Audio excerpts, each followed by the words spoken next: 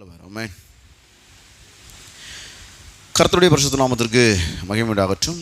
நாம் ஒவ்வொரு இந்த காலை ஆராதனையிலே சுவிசேஷத்தில் உள்ள சாராம்சமும் சிறப்பம்சங்களும் என்ன, அதை அறிவிக்க வேண்டிய அவசியம் என்ன என்பதை குறித்து ஒவ்வொரு சுவிசேஷ வசனத்திலிருந்தும் நாம் தெளிவாக தியானித்து கொண்டு அறிந்து கொண்டு வருகிறோம். கடந்த ஒரு சில வாரங்களாக யோவான் சுவிசேஷ புஸ்தகம் 14ஆம் அதிகாரம் 6ஆம் வசனத்திலே நாம் இந்த குறிப்புகளை தியானிக்கும்படியாக நாம் கடந்து வந்தோம். அதற்கு இயேசு, நானே வழியும் சத்தியமும் ஜீவனுமாய் இருக்கிறேன், என்னாலே இல்லாமல் ஒருவனும் பிதாவினிடத்தில் வரான். இந்த வசனத்திலே நானே என்கிற வார்த்தை இந்த சுவிசேஷ வசனத்தில் இருக்கிற சாராம்சம் என்பதை குறித்து நாம் தியானித்தோம். அதில் 9 பாயிண்ட்ஸ் நாம் தியானித்து முடித்தோம். வழியும் சத்தியமும் என்கிற வார்த்தையானது இந்த சுவிசேஷ வசனத்தில் உள்ள சிறப்பம்சங்களை நமக்கு எடுத்து காண்பிக்கிற வார்த்தைகளாக இருக்கிறது. நாம் இந்த வாரத்திலிருந்து நாம் அதை தொடர்ச்சியாக தியானிக்கப் போகிறோம். ஜீவனுமாய் இருக்கிறேன் என்பது இதை அறிவிக்க வேண்டிய அவசியத்தை சுட்டி காண்பிக்கிற வார்த்தையாக இருக்கிறது. ஏனென்றால் ஜீவன் என்று சொல்லும்போது எல்லா நன்மைகளையும் ஆசீர்வாதத்தையும் குறிக்கிற வார்த்தையாக 9ஆம் அதிகாரம் 15ஆம் வசனத்திலும் 19ஆம் வசனத்திலும் சுட்டி காண்பிக்கப்பட்டுள்ளது.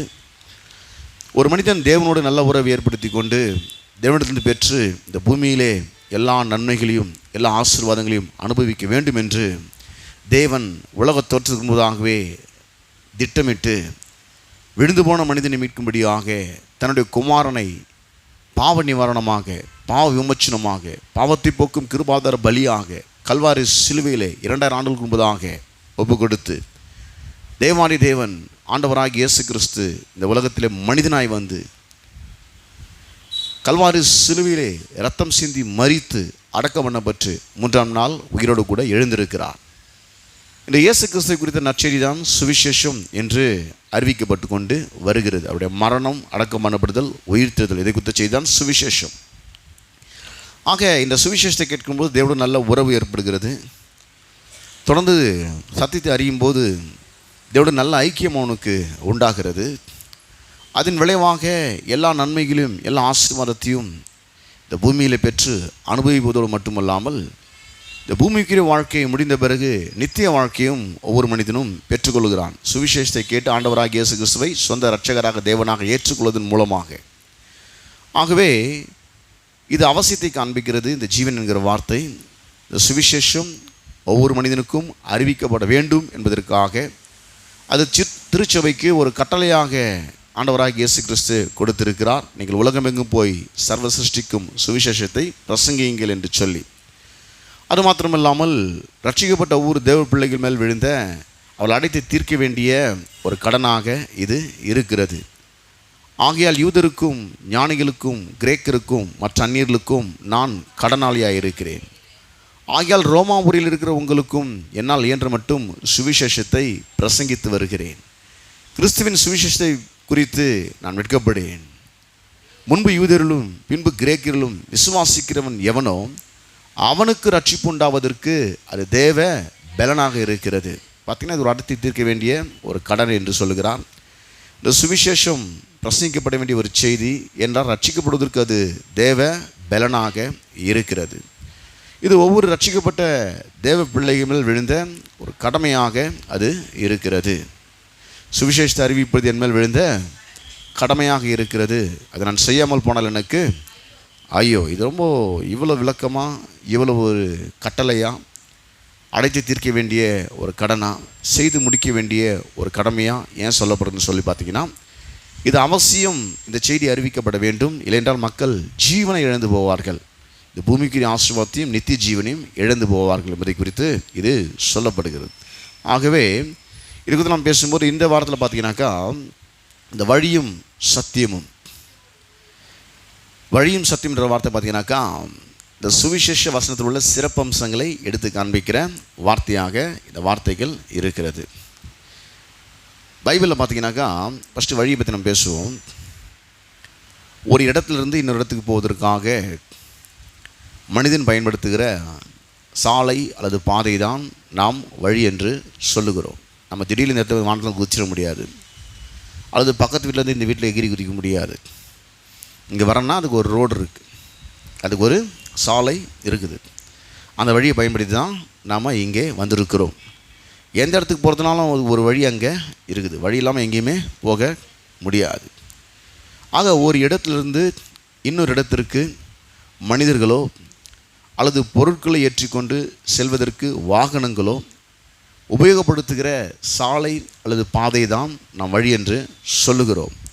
சாலை வழியாக 2 சக்கர வாகனங்கள், 3 சக்கர வாகனங்கள், 4 சக்கர வாகனங்கள் எல்லாம் சாலை வழியாக ஊர்ந்து செல்லுகிறது. அதே போல் பார்த்தீங்கன்னாக்கா தண்டவாளத்தின் வழியாக ரயில் ஊர்ந்து செல்லுகிறது. அதுக்கு ஒரு வழி இருக்குது, அதுக்கு ஒரு சிக்னல் இருக்குது. அந்த வழியாக ட்ரெயின்லாம் போயிட்டுருக்குது. அதே போல் கடல் வழியாக பார்த்தீங்கன்னாக்கா கப்பல் செல்லுகிறது. அதை கவனிப்பதற்கு ஒரு கலங்கரை விளக்கம் ஒன்று உண்டு. கடலில் கூட ஒரு கடல் மார்க்கம் ஒன்று, அங்கே ஒரு ரூட்டெல்லாம் போய் மாட்டிக்க முடியாது. ஆக கடலில் போனோம்னாலும் அதுக்கு ஒரு வழி இருக்குது, ஒரு நாட்டிலேருந்து ஒரு நாட்டுக்கு போகிறதுக்கு வழி இருக்கிறது. வான் வழியாக விமானங்கள் செல்கிறது. திடீர்னு புஷ்ஷுன்னு ஃப்ளைட் எது நீங்கள் விட முடியாது, அதுக்கு ஒரு ரூட் இருக்குது. அதுக்கு மேலேருந்து அந்த விமானிக்கு தகவல் அனுப்பக்கூடிய இந்த விமான நிலையத்தில் இருக்கிற அதிகாரிகள் இருக்கிறார்கள். அந்த கைட்லைன்ஸை ஃபாலோ பண்ணி தான் அவங்க என்ன பண்ணுறாங்க, ஃப்ளைட்டை ஓட்டிக்கிட்டு போகிறாங்க. எத்தனை மீட்டர் உயரத்தில் பறக்கணும், எவ்வளோ வேகத்தில் பறக்கணும், எப்போ தரையிறணும்னு சொல்லி எல்லா கைட்லைன்ஸும் கேட்டு ஃபாலோ பண்ணிட்டு தான் விமானிகள் விமானத்தை இயக்குகிறார்கள். ஆக தரை வழியாக இருந்தாலும், தண்டவாளத்தின் வழியாக இருந்தாலும், கடல் வழியாக இருந்தாலும், வான் வழியாக இருந்தாலும் எல்லாமே ஒரு இடத்துலேருந்து இன்னொரு இடத்துக்கு பயணிக்கிற ஒரு பாதையாக வழியாகத்தான் இருக்கிறது. ஆனால் இயேசு என்ன சொன்னார்னாக்கா, நானே வழி அப்படின்னு சொன்னார். அப்போ வழின்னு சொல்லும்போது இந்த பூமியிலே பாவியாக இருக்கிற மனிதன் தேவனோட நல்ல உறவிலே ஐக்கியத்திலே பயணிப்பதற்கு இயேசு கிறிஸ்துவே ஒரு வழியாக இருக்கிறார். வியாதியாக இருக்கிற மனுஷன் சுகத்தை நோக்கி போவதற்கு ஆண்டவராக இயேசு கிறிஸ்துவே வழியாக இருக்கிறார். தரித்திரத்திலே, இல்லாமையிலே, பற்றாக்குறையிலே, பிரச்சனையிலே வாழ்கிற மனிதன் செழிப்பிலே, பெருக்கத்திலே, ஆசீர்வாதத்திலே, உயர்விலே நோக்கி பயணிப்பதற்கு ஆண்டவராக இயேசு கிறிஸ்துவே ஒரு வழியாக இருக்கிறார். இந்த பூமியில் இருக்கிற ஒரு மனிதன் பரலோகத்துக்கு போவதற்கு ஆண்டவராக இயேசு கிறிஸ்துவே ஒரு வழியாக இருக்கிறார். கவலைகள் மத்தியிலே, குழப்பங்கள் மத்தியிலே, பிரச்சனைகள் மத்தியிலே, பலவிதமான மனவியாகுலங்கள் மத்தியிலே இருக்கிற ஒவ்வொரு மனிதனும் சமாதானத்தை நோக்கி, சந்தோஷத்தை நோக்கி பயணிப்பதற்கு ஆண்டவராக இயேசு கிறிஸ்துவே வழியாக இருக்கிறார். அதான் அவர் சொன்னார், நானே வழியும் சத்தியமும் ஜீவனுமாய் இருக்கிறேன். இந்த வழின்னு சொல்லும்போது பார்த்தீங்கன்னாக்கா பொதுவாக இந்த உலகத்தில் மனிதர்கள் அவங்க ஒரு வழி வச்சுருக்கிறாங்க. அது நல்ல வழி மாதிரி தெரியும், ஏன்னா அவங்க வகுத்து வச்சிருக்கிற வழி அது. ஆனால் நீதிமொழிகள் புஸ்தகத்தில் 14ஆம் அதிகாரத்தில் 12ஆம் வசனத்தை வாசிக்கும் பொழுது, மனுஷனுக்கு செம்மையாய் தோன்றுகிற வழி உண்டு, அதன் முடிவோ மரண வழிகள் என்று அங்கே சொல்லப்பட்டிருக்குது. நான் இஷ்டத்தை நான் இருப்பேன், இப்படி தான் நான் போவேன், இது நான் வச்சிருக்கிற வழி, என் வழி ஒரு தனி வழி இப்படின்னு சொல்லிட்டு போகிற நிறைய ஆட்கள் உண்டு. ஆனால் ஏசு சொன்னார், உன் வழி தனி வழியாக இருந்தால் அதில் பரலோகம் வந்து சேர முடியாதுப்பா, நானே வழியாக இருக்கிறேன், இந்த வழியை ஃபாலோ பண்ணால் தான் நீ அங்கே வந்து சேர முடியும். உன் பாவ நிவாரணத்துக்கான, பாவ விமோச்சனத்துக்கான, பாவத்தை போக்கும் கிருபாதார பலியாக நானே சிலுவையிலே என் ரத்தத்தை, என் கடைசி ரத்தத்தை விலைக்கிரயமாக கொடுத்திருக்கிறேன். உலகத்தில் எவ்வளோ வழிகள் உண்டு, எல்லா வழிகளோடு சேர்த்து நானும் ஒரு வழி என்று அவர் சொல்லாமல், நானே என்று தனிப்பட்ட விதத்திலே தன்னை மட்டுமே சுட்டி காண்பித்து வழி என்று அவர் அங்கே சொல்லுகிறார். ஆக நீதிமொழிகள் 14ஆம் அதிகாரம் 12ஆம் வசனத்தில் இந்த வழி பெரும்பாலும் மனுஷனுக்கு ஒரு செம்மையான வழியாக தோன்றதில்லை. மனுஷனுக்கு செம்மையாய் தோன்றுகிற வழி உண்டு. அவன் ஒரு ரூட்டு வச்சுருக்கான் பாருங்கள், வாழ்க்கையில் எப்படி முன்னேறணும், வாழ்க்கையில் எப்படி அடுத்த நிலை நோக்கி பயணிக்கணும், வாழ்க்கை எப்படி ரொம்ப சிறப்பாக அமைச்சிக்கணும், வாழ்க்கையில் எப்படி எல்லா பணம், பொருட்கள், பதவி, அந்தஸ்து, பட்டம், அதிகாரம் இவைகளை நோக்கி பயணிக்க வேண்டும், வாழ்க்கையில் எப்படி குறிக்கோள்களை அடைய வேண்டும், லட்சியங்களை அடைய வேண்டும், எப்படி வாழ்க்கையில் ஒரு நல்ல நிலைக்கு வர வேண்டும் என்று சொல்லி ஒவ்வொரு மனிதனும் அவனாகவே சில வழிகளை வகுத்து வைத்து அந்த வழியில் அவன் போய்கொண்டிருக்கிறான். அது தவறு என்று சொல்லவில்லை. அதனுடைய முடிவை பற்றி வேதவசனம் சொல்லுகிறது. மனுஷனுக்கு செம்மையாய் தோன்றுகிற வழி உண்டு. அவன் பார்வைக்கு அது கரெக்டு மாதிரி தெரியும், ஆனால் தேவனுடைய பார்வைக்கு அது கரெக்ட் இல்லை. அதன் முடிவோ என்ன வழிகளாம்? மரண வழிகள். மரணம் என்றால் எல்லா தீமைகளும் எல்லா சாபங்களும். அவன் நல்லதுன்னு தான் நினச்சி அந்த ரூட்டில் போக ஆரம்பிக்கிறான். கடைசியில் போய் தீமையில் சிக்கிக்கிறான். கடைசியில் போய் எங்கே சிக்கிக்கிறான்? சாபத்தில் போய் சிக்கிக்கிறான். மரணம் வெறும் உயிர் போகிறது மட்டும் எடுத்துக்கூடாது, அதுவும் மரணம் தான் அடங்கும். மரணத்துக்கு நிறைய அர்த்தங்கள் உண்டு. எல்லா தீமைகளும் எல்லா சாபங்களும். மனுஷன் தன்னுடைய திறமையை வச்சு வாழ்க்கையில் முன்னேற நினைக்கிறான். மனுஷனுடைய அனுபவத்தை வச்சு வாழ்க்கையில் முன்னேற நினைக்கிறான். மனுஷனுடைய பதவி பட்டம் அதிகாரத்தை வச்சு ஒரு லெவலுக்கு வரணும்னு நினைக்கிறான். மனுஷன் அவனுக்கு இருக்கிற எல்லா செல்வாக்கை பயன்படுத்தி வாழ்க்கையில் ஒரு நல்ல நிலைக்கு வர வேண்டும் என்று சொல்லி அந்த ரூட்டில் அவன் பயணிக்க ஆரம்பிக்கிறான். அதை தவறு என்று சொல்லவில்லை, உள்ள அப்படி வரலாம் நல்ல நிலைக்கு. அது முடிவை பைபிள் சொல்லுது, மனுஷனுக்கு செம்மையாய் தோன்றுகிற வழி உண்டு. உன் பார்வைக்கு அது கரெக்ட் மாதிரி தெரியலாம்பா, ஆனால் அதன் முடிவு சாபத்தை நோக்கி தீமையை நோக்கி பயணிக்கிற வழியை நீ தேர்ந்தெடுத்திருக்கிறாய். அது இயேசு கிறிஸ்து வகுத்து வைத்திருக்கிற வழியாக இல்லாமல் போனால், இயேசு என்கிற வழியில் ஒரு மனிதன் பயணிக்காமல் போனால், அவன் பார்வைக்கு எவ்வளோதான் அந்த வழி சிறப்பான வழியாக இருந்தாலும் அந்த வழி சாபத்தையும் தீமையும் நோக்கி பயணிக்கிற ஒரு வழியாக அந்த வழி இருக்கிறது. பைபிளில் பார்த்தீங்கன்னாக்கா இயேசு ஒரு ஓமையை ரொம்ப பாமர மக்களுக்கு புரிகிற மாதிரி சொல்லுவார். ஒரு மனுஷன் எருசலேமில் இருக்கிறான். எருசலேம்னா தேவாலயம் இருந்த இடம். அந்த நாளில் அந்த ஊரில் தான் தேவாலயம் இருந்துச்சு. வேற எங்கேயும் போய் தேவனை ஆராதிக்க முடியாது. அந்த ஊரில் தான் தேவாலயம், சாலமோன் கட்டின ஆலயம் அது. எருசலேமில் இருக்கிற மனுஷன் எங்கே நோக்கி போனானா? எரிகோவை நோக்கி போனானா. எரிகோனா சாபத்தின் இடம். அது எருசலேம் என்றால் சமாதானத்தின் இடம், ஆசீர்வாதத்தின் இடம். அங்கேருந்து அவன் எதை நோக்கி போனானாக்கா எரிகோவை நோக்கி அவன் ஒரு ரூட் போட்டுக்கணும். இங்கேருந்து இங்கே போகலாம், நல்லா இருக்குது பார்க்கறதுக்கு சொல்லி ஒரு ரூட் அவன் போட்டுக்கணும். சாபத்தை நோக்கி பயணிக்க ஆரம்பிச்சிட்டான். அவன் போகிற வழியில் என்ன பண்ணானாக்கா கல்லர்கள் கையில் மாட்டிக்கினானான். கல்லர்கள் என்ன பண்ணாங்களாம், அவனை காயப்படுத்தி அவங்ககிட்ட எல்லாம் பிடுங்கிட்டு அவனுடைய குற்றுயிராக விட்டுட்டு கொலையுரமாக விட்டுட்டு போயிட்டாங்க. இப்போ பாதி வழியில் இன்னும் எரிகோக்கும் போல எருசலேம் கடந்து பாதி ரூட்லேயே வந்தாச்சு. இப்போ அந்த ரூட்டில் ஒரு 3 பேர் அவனை சந்திக்கிறாங்க. தற்செயலாக ஒரு ஆசாரியன் ஒருத்தன் அந்த ரூட்டில் வரான். தேவனுடைய ஆலயத்தில் ஆசாரிய ஒழிவு செய்கிறவன். அவன் பார்க்குறான், இவன் குற்றுயிரும் கொலையுரமாக கிடக்கிறான். நம்ம தொட போய் உறவின் செத்து போயிட்டான்னா நம்ம அந்த ஊழியத்தை செய்ய முடியாது. ஏன்னா ஆசாரியன் பிணத்தை தொட்டுட்டு அவன் இத்தனை நாட்கள் வெளியே இருக்கணும். ஊழியத்தை அவன் செய்யவே முடியாது. அதனால் இவனை தொட போய் நம்ம ஊழியம் கட்டுற போதுன்றான் பண்ணிட்டான். அவனை விட்டுட்டு அப்படியே போயிட்டான். அவனை பார்த்து தற்செயலாக போயிட்டான். அவனை காப்பாற்றலை. அவனை காப்பாற்றக்கூடியவன் காப்பாற்றலை. ஏன்னா அவன் வழி அந்த ஊழியத்தை ஒழுங்காக செய்யணுன்றது அவனுடைய எண்ணம். காப்பாற்றக்கூடாது, அவன் சாவணுன்ற எண்ணம் கிடையாது. பிணத்தை தொட்டால் தீட்டு. அந்த காலத்தில் நியாயப்பிரமாண நாட்களில் பிணத்தை தொட்டால் தீட்டு. அவங்க அந்த ஊழியத்தை செய்ய முடியாது. கொஞ்சம் நாட்கள் அவங்க தனியாக இருந்து அந்த தீட்டெல்லாம் சுத்திகரிச்சுன்னு வந்தால் ஊழியத்தை அவங்க செய்யணும். நம்ம தொட போய் அவன் செத்து போயிட்டான்னா நம்ம ஊழியம் கட்டுறமே அவன் போயிட்டான். அவன் பின்னாடி ஒரு லேவியன் வரான். நம்முடைய சீனியரே போயிடுறாரு ஆசாரியர். அவரே தப்புன்ட்டு போகும்போது நம்ம முந்திரி கொடுத்த நம்ம போய் இதை தொட்டு கட்சி நம்ம போய் சிக்கல சிக்கின்னு அவர் நம்ம நானே போயிட்டேன், நீ ஏன்டா போய் அவசரப்பட்டு இதை தொட்டேன்னு நம்ம திட்டினார்னா அங்கேயும் பிரச்சனை ஆட இங்கேயும் பிரச்சனை சொல்லிட்டு அவரோடையே நம்ம ஃபாலோ பண்ணி போயிடலான்னு அவனை என்ன பண்ணான், அவனை பார்த்து கண்டுக்காமல் போயிட்டான். அந்த வழியாக ஒரு நல்ல சமாரியம் ஒருத்தன் வரான். வந்த உடனே அவன் பார்க்குறான். சமாரியன்னு சொன்னால் புறஜாதி மனிதன். அவன் யூதன் அல்லாதவன். ஆனால் நல்ல சமாரியன் பைபிளில் போட்டுக்குது. ஒரு சமாரியன் ஒரு தற்செயலாக வரான். வந்த உடனே அவனை பார்க்குறான். குற்றுயிரும் கொலையுருமா இவன் கிடக்கிறான். அவனை பார்த்த உடனே மனதுருகுறான் பாருங்கள். மனதுருகி கிட்ட எண்ணெயை திராட்சசம் வச்சு அவனுடைய காயங்கள்லாம் கழுவி அவனுக்கு என்ன பண்ணான்னா அவனை காப்பாற்றி அவன் காயங்களை கட்டி அவனை தன்னுடைய வாகனத்தின் மேல் ஏற்றி கொண்டு ஒரு சத்திரத்துக்கு கொண்டு போய் அவனை பராமரித்து சத்திரத்தான் கையிலே 2 பணத்தை கொடுத்து, நான் வரும் வரை இவனை பார்த்துக்கொள், எதாலும் அதிகமாய் செலவழிந்தால் நான் இதை உனக்கு கொடுக்கிறேன் என்று சத்திரத்தான் கையில் ஒப்படைத்து விட்டு சென்று விட்டான்.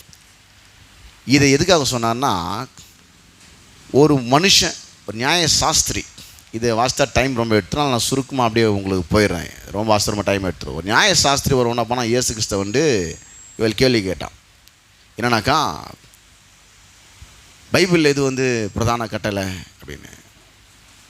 உன்னிடத்தில் நீ அன்பு கூறுவது போல பிணத்திலும் அன்பு கூறுவாயாகன்னு சொல்லி அவர் அங்கே சொல்கிறார். சரி, நான் அன்பு கூறணும்னு சொல்கிறீங்க, யார்கிட்ட? பிறனிடத்தில். அந்த பிறன் யார்? எனக்கு பிறன் யார்? நான் யாரை போய் நேசிக்கணும் அதை சொல்லு. அன்பு நேரடியாக அன்பு கூற முடியாது இல்லையா? நான் நேசிக்கக்கூடிய, நான் அன்பு கூறக்கூடிய அந்த நபர் யார் எனக்கு சொல்லணும்னே இந்த ஓமையை அவர் சொல்கிறார். ஒரு மனுஷன் எருசலேமில் எரிகோவை நோக்கி பயணிக்கிறான். எல்லாரும் ஊழியந்தான் செய்கிறாங்க. ஆசாரியன் செய்கிறதும் ஊழியந்தான், லேவியன் செஞ்சதும் ஊழியந்தான், நல்ல சமாரியன் செஞ்சதும் ஊழியந்தாங்க. 3 பேருமே ஊழியக்காரன் தான். ஆசாரியன் ஊழியக்காரன் தான், லேவியனும் ஊழியக்காரன் தான், நல்ல சமாரியன் செஞ்சதும் ஊழியந்தான். ஆக நீ இந்த ரூட்டில் பயணிக்காத.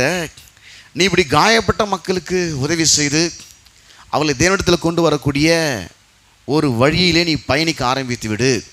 அதுதான் நீ பிறனிடத்தில் அன்பு கூறுன்னு சொல்லி இந்த ஓமையை அவனுக்கு ரொம்ப தெளிவாக சொல்லி முடித்தார். இதில் நிறைய ஞான அர்த்தங்கள் இருக்குது. நல்ல சமாரியன் யாருன்னு பார்த்தீங்கன்னா, ஆண்டவராக இயேசு கிறிஸ்துவை காண்பிக்கிற ஒரு நபராக, ஒரு ஓமானப்படுத்த ஒரு நபராக நல்ல சமாரியன் இருக்கிறார். அவர்கிட்ட என்ன பண்ணுறாரு? காயத்தை கழுவுறார். இயேசு கிறிஸ்துவின் ரத்தம் சகல பாவங்களும் நீக்கி கழுவி நம்மை சுத்திகரித்து நம்முடைய மனகாயங்களாக மாற்றக்கூடியவராக அவர் இருக்கிறார். அப்போ தன் சுய வாகனத்தின் மேல் ஏற்றி கொண்டு போகிறாரு.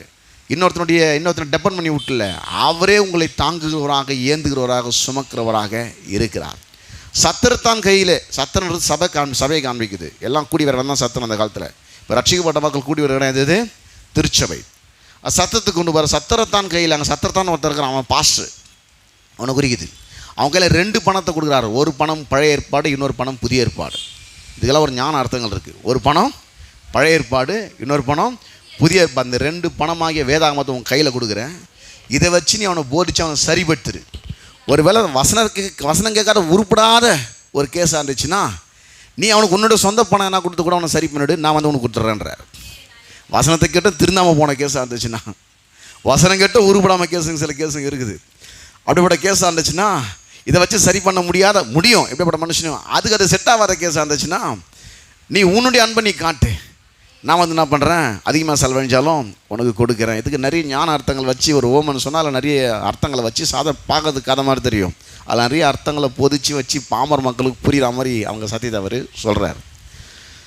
வேதாகமம் சொல்லுது, அந்த ஆசாரியனுக்கு ஆசாரிய ஊழியம் செய்வது செம்மையான வழி, அந்த லேவியனுக்கு ஆசாரியனை பின்பற்றுவது செம்மையான வழி. அதுக்கு அவன் மரணத்தை நோக்கி பயணிக்கிறான்னு சொல்ல வரல. அந்த வழிகள்லாம் மக்களை ரட்சிக்கலை. இப்போது நல்ல சமாரியனாக ஆண்டவராக இயேசு கிறிஸ்து ரட்சகராக அந்த பூமியிலே வந்தார்.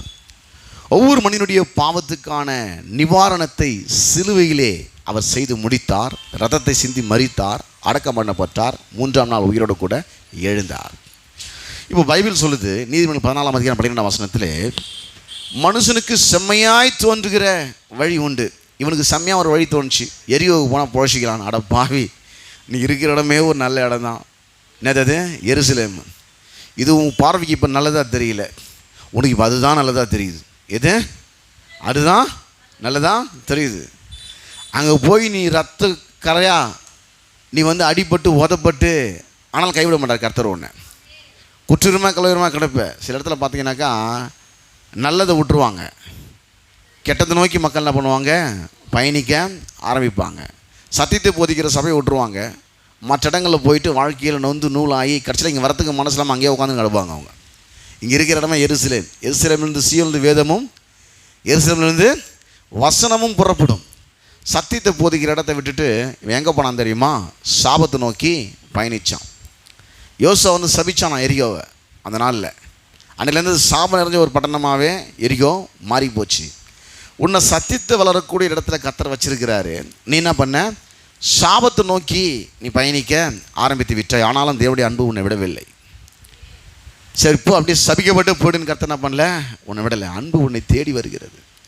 நீ சாபத்தில் போய் சிக்கிக்கொள்ளும் போது அன்றைக்கு எருசலேமை விற்று எரிகோவுக்கு போய் குற்றுயிரும் கொலையுருமாய் கிடந்த மனிதனை நல்ல சமாரியன் தேடி வந்தது போல, இன்றைக்கு தேவனுடைய நல்ல ஐக்கியத்திலே உறவிலே இருந்து தேவனுடைய வார்த்தை மீறி சாபத்தில் சிக்கிக்கொண்ட ஆதாமின் வழியாய் வந்த ஒவ்வொரு மனிதனையும் சந்திப்பதற்கு ஆண்டவராக இயேசு கிறிஸ்து இந்த பூமியிலே 2000 நாட்களுக்கு முன்னதாக மனிதனாக வந்தார்.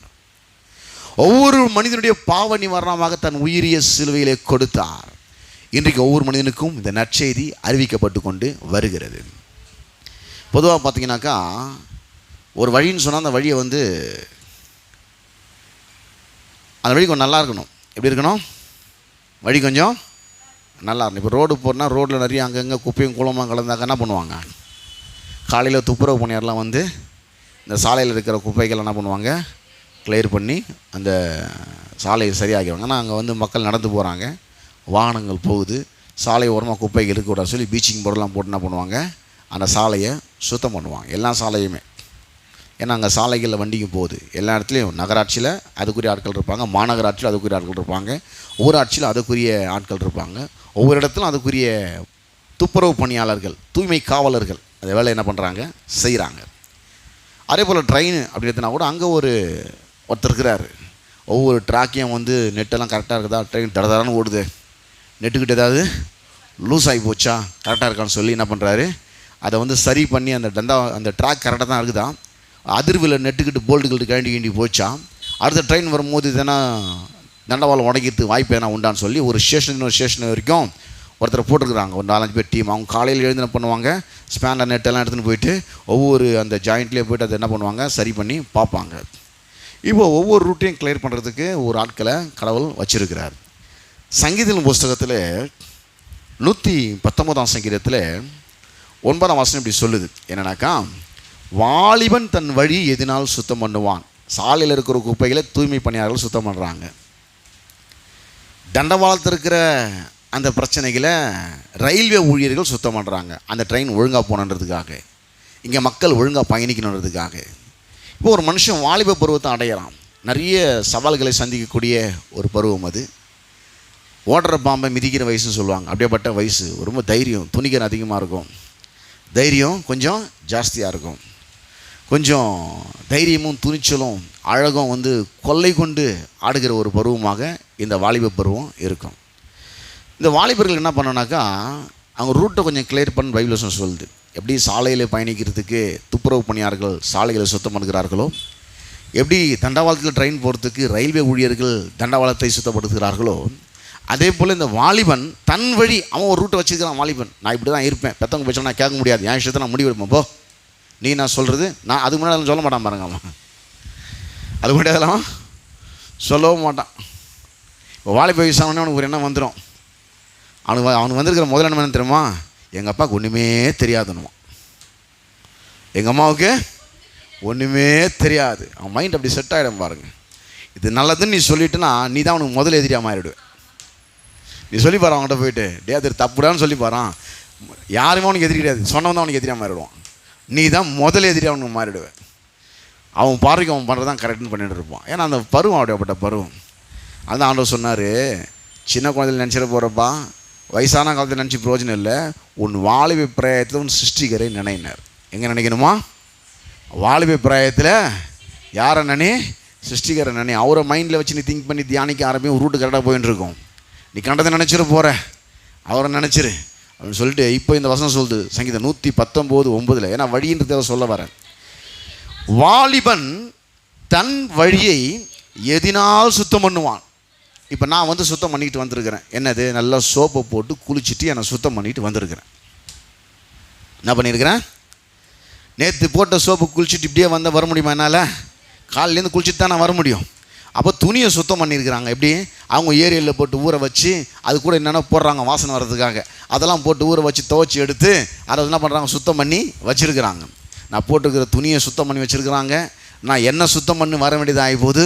அப்போது சொல்கிறாரு, உன் வழி போகுது ரோட்டு சாலை வழிக்கெல்லாம் சுத்தம் பண்ணுறது தூய்மை பணியாளர் இருக்கிறாங்க, தண்டவாளத்தின் வழியை சுத்தம் பண்ணுறதுக்கு ரயில்வே ஊழியர்கள் இருக்கிறாங்க. நீ ஒரு வழியை நோக்கி பயணிச்சுட்டு இருக்கிறிய, அந்த வழியை நீ கொஞ்சம் சுத்தம் பண்ண, கொஞ்சம் கிளியர் பண்ணவா, ரூட்டை கொஞ்சம் கிளியர் பண்ணுன்றாரு. வாலிபன் என்ன பண்ணுமா? அவன் ரூட்டை எப்படி கிளியர் பண்ணுவான் அப்படின்னாக்கா, வேறு சொல்லுது, உமது வசனத்தின்படி தன்னை காத்து கொள்கிறதுனால தானே.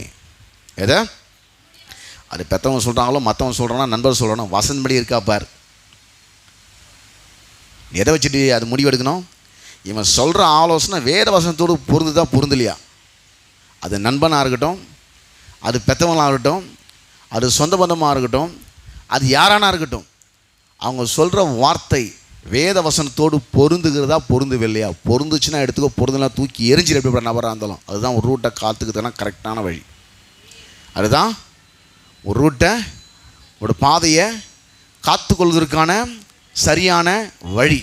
இப்படி நம்ம சுத்தம் பண்ணிக்கிறோமோ, நம்முடைய துணிமணிகளை சுத்தம் பண்ணுறோமோ, நேற்று சாப்பிட்ட தட்டில் அப்படி இன்றைக்கி போட்டு சாப்பிட்ருவீங்களா? கழுவ மாட்டீங்களா? நீங்கள் அதை தொலைக்கிறீங்களா? பாத்திரத்தை நீங்கள் சுத்தம் பண்ணுறீங்க இல்லையா? நேற்று பெருகின வீட்டை அப்படியே விட்டு வந்துடுவீங்களா? வீட்டை பெருக மாட்டீங்களா? நீங்கள் அவள் வீட்டை பெருகி நீங்கள் சுத்தம் பண்ணுறீங்க இல்லையா? பெட்ஷீட்டை 2 வருஷமாக அதை போய் போத்தி நிற்கிறீங்க. நீங்கள் அதை நீங்கள் துவைக்கிறது இல்லையா? அது நீங்கள் சுத்தம் பண்ணுறது இல்லையா? சுத்தம் பண்ணுறீங்க இல்லையா? ஒரு பெட்ஷீட்டை சுத்தம் பண்ணுறோம், ஒரு துணியை சுத்தம் பண்ணுறோம், ஒரு பாத்திரத்தை சுத்தம் பண்ணுறோம். எல்லாத்தையும் சுத்தம் பண்ணால் தான் அது பார்க்கறதுக்கு நல்லாயிருக்கும் இல்லையா? அதே போல் வாலிபனை பார்த்து கத்த சொல்கிறாரு, நீ கொஞ்சம் சுத்தம் பண்ணப்பா. சுத்தம் பண்ண சென்ட் வச்சு சுத்தம் பண்ண சொல்ல வரல உடனே நான். அதெல்லாம் அடிச்சுக்கோ, நல்லது தான். ஆனால் அவன் வழியை கொஞ்சம் சுத்தம் பண்ணணும். என்ன பண்ணோம்? வழியை கொஞ்சம் சுத்தம் பண்ணணும். எப்படி சுத்தம் பண்ணோம்? உங்களோட வசனத்தின்படி உன்னை காப்பாற்றிக்கோ. ஏன்னா போகிற வழி சொன்னால் நல்லதுன்னு சொன்னால் புரியாது. அப்படிப்பட்ட பருவம் அது. என்ன பருவம்? அவனுக்கு சொல்லி பாறான், ஏன்பா நீ எருக நோக்கி போன? நீ நான் சொல்கிறேன் போடான்ட்டு போயினே தருவான். ஏன்னா அவன் ஒரு வாலிபன். யாரவன்? அவன் ஒரு வாலிபன். நீ இருக்கிறடா நல்ல இடம் தானடா, எரிசலம் தானடா இருக்கிற, வசந்த போதிக்கிற இடத்துல இருக்கிற, இந்த இடத்த விட்டு நீ ஏன்டா எரிக்க போயினு சொல்லி கண்டிப்பாக கேட்டிருக்க மாட்டான் அவன். நீ நான் சொல்கிறது நான் கேட்குறது, நான் அடிமையா அவனுக்கு நீ சொல்கிறதெல்லாம் கேட்டுன்னு இருக்கிறதுக்கு? டிசியை கையில் கொடுத்து வெளியிட்டு தருவாங்க. ஸ்கூலில் சொன்னா தனி ஸ்கூலில் சொன்னால் பண்ணுவாங்க, சுதந்திரமாக வீட்டிலே இருந்துக்கோன்றுவாங்க. எங்கே இருந்துக்கோ? வேலை செய்கிறத போய் ஓனரை கேட்டு போகிறான், நீ மேனேஜரை நான் அடிமையானு வரையவா, நல்ல வேலைக்கு வர தேவையில்லை நீன்னு சொல்லுவாங்க. காலேஜில் போய் பிரின்ஸிபாலை கேட்டு போகிறான், முதல்ல டிசியை கொடுத்து வெளியே காலேஜ் பக்கமே தலை வச்சு படுத்துறாதுன்னுவாங்க. காலேஜ் பக்கமே இங்கே காலை வைக்காத உள்ள காம்பவுண்டில்னு சொல்லுவாங்க. இந்த வார்த்தை நாங்கள் கேட்டால் ஸ்கூலில் சொல்ல முடியாது. அந்த வார்த்தையை பிரின்ஸிபால்கிட்ட இந்த வார்த்தையை சொல்ல முடியாது. எங்கே சொல்ல முடியாது? வேலை செய்கிறது இந்த வார்த்தையை சொல்லவே முடியாது. அவங்க சொல்கிற வேலை ஒர்க்கர், அதுக்கு சம்பளம் வாங்குற, நீ படிக்க வந்திருக்கிற, டீச்சர் சொல்கிறத நீ கேட்டு உபயோக பண்ணி தான் ஆகணும். அப்போ தான் நீ கல்வியை கற்றுக்க முடியும். காலேஜுக்கு போயிருக்கிற, பிரின்ஸிபால் சொல்கிறத, அங்கே ஸ்காலர் சொல்கிறத, அவங்க டீச்சிங்கை நீ கேட்டு ஒழுக்கத்தை நீ கடைப்பிடிச்சு தான் ஆகணும். அப்போ தான் காலேஜ் ஒழுங்காக படித்து அடுத்த நிலைக்கு நீ போக முடியும். அவங்க உபயோக பண்ண மாட்டேன்னு அடிமை வீட்லேயே சுதந்திரமாத்துக்கு வரைய தேவையில்லைன்றாங்க. அவங்க வீட்லேயே சுதந்திரமாக இருந்துக்கோ, நீ வரைய தேவையில்லை, நீ சுதந்திர வாலிப்பாக சுதந்திரமாக இருந்துக்கலாமாடுவாங்க. ஆக சிலது வித்தியாசம் இருக்குது. அடிமைத்தனம் என்பது வேறு, ஒழுக்கம் என்பது வேறு. ரெண்டும் ஒன்றும் சில நேரத்தில் ரெண்டும் சேமா. ஒழுக்கம் கூட அடிமைத்தனம் மட்டும் தெரியும் சில நேரத்தில். எப்படி தெரியும்? ஒழுக்கம் கூட. அதே போல் தைரியம் என்பது வேறு, துணிகரம் என்பது வேறு. தைரியம் என்பது வேறு, துணிகரம் என்பது. துணிகரம்னு சொன்னால் இந்த வேலை இவங்க தான் செய்யணும் கத்த நியமிச்சிட்டார், நீ அதில் மூக்கணும் விஷயம், அது பேர் துணிகரம். உடன்படிக்கைப்பட்டு லேவியன் தான் தூக்கணும் கத்த நியமிச்சிட்டார். போய் ஊசா தொட்டான், அவன் துணி கத்தவன் அடித்தார். இந்த வேலையை அவன் உழுந்து போதான் போய் தொட்டான். அவன் நினச்சினா அது தைரியம்னு. அது தைரியம் கிடையாது, போய் துணிகரன்னார். என்னது? அது தைரியம் கிடையாது, அது வேறு துணிகரம். அது தைரியம் என்பது வேறு, துணிகரம் என்பது வேறு. ஒழுக்கம் என்பது வேறு, அடிமைத்தனம் என்பது வேறு. சுயநிதி என்பது வேறு, தேவநிதி என்பது. ரெண்டும் பார்க்கறதுக்கு சேமாக இருக்க மாதிரி தெரியும். சில மக்களுக்கு சுயநிதிக்கு தேவநிதி வித்தியாசம் தெரியாது. ஒழுக்கத்தில் வாழ்றதுக்கு அடிமைத்தில் வாழ்றதுக்கு வித்தியாசம் தெரியாது. தைரியத்துக்கு துணிகிறதுக்கு வித்தியாசம் தெரியாது. இதை ஒரு மயிரிடம் தான் வித்தியாசம், டிஃப்ரெண்ட் இருக்கும். அதில் கவனிக்காமல் போனால் ரெண்டும் சேம் மாதிரி எடுத்துவான் மனுஷன். மிஸ் அண்டர்ஸ்டாண்ட் பண்ணுறான் பாருங்கள், தவறாக புரிஞ்சுக்குவான். ஒழுக்கத்தில் வாழ்றது அடிமைத்தனம் புரிஞ்சுக்குவான். கர்த்தர் வச்சிருக்கிற நோக்கத்தை நிறைவேற்றணும், கர்த்தரோட திட்டத்தை நிறைவேற்றணும், கர்த்தர் சித்தத்துக்கு முரணப்பட அந்த கருத்தை செய்யக்கூடாது. அது துணிகரம். அது தைரியம் நினச்சி இறங்கணும். நான் தைரியசாலி, நான் அட பாவி துணிகரமாக இறங்கிட்டடா நீ. அது தைரியம் கிடையாது. என்னது? துணிகரம். ஊசா துணிகரமாக இறங்கி என்ன பண்ணான்? அந்த காரியத்தை செய்ய ஆரம்பித்தான். அப்போது கர்த்தர் நமக்கென்றதை வைத்திருக்கிறாரோ அதை நாம் செய்ய வேண்டும். ஏன் அதை குறிப்பாக அந்த வசனம் வாலிபனுக்கு வருது? 119 சங்கீதம் இருக்கிறதுலே ரொம்ப வசனம் உள்ள சங்கீதம் அதுதான். இருக்கிறதுலே அதிக வசனம் உள்ள சங்கீதம். அதுவும் 8 வசனமாக பிரிப்பாங்க. 8 மனுஷன் வாழ்க்கையை பிரிச்சிருப்பாங்க. இங்கே வசனத்தை எடுத்து பாருங்கள், 8 இருக்கும். அதுக்கப்புறம் பேச ஆரம்பிக்க பாருங்கள். எண்ணி பாருங்கள், எண்ணி பாருங்கள், எண்ணி பாருங்கள். எத்தனை மார்க் இதில்? என்ன ஒன்றும் சொல்ல மாட்டீங்க?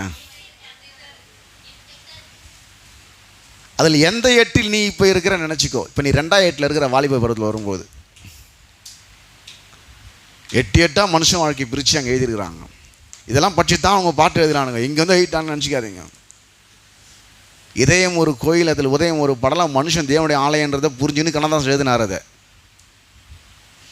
இதயன்றது உங்களுடைய இருதயம் தேவனுடைய ஆலயமாக இருந்து பைபிளில் சொல்லுதா இல்லையா?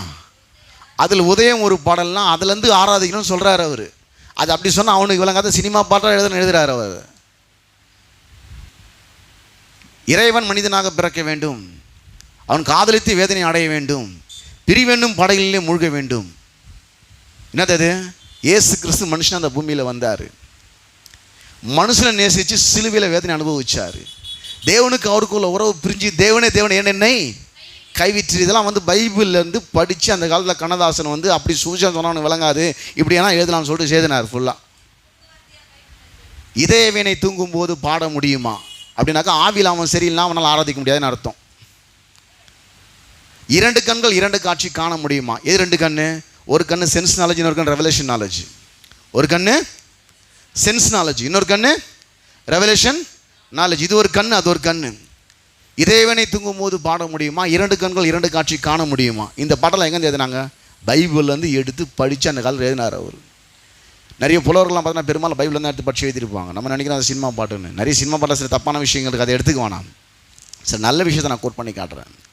இந்த 119ஆம் சங்கீதத்தில் பார்த்தீங்கன்னாக்கா அங்கே 8 மனுஷன் வாழ்க்கை பிரிச்சிருப்பாங்க. எப்படி பிரிச்சிருப்பாங்க? இப்போ இது எந்த 8 வாலிபம் இருக்கிறான்னா 2வது வாலிபம் இருக்கிறான். எந்த 8 வாலிபம் இருக்கிறான்? 2 8 ஆகுது. 16 வயசு ஆயிடுச்சா? வாலிபருவம் வந்துடுச்சா?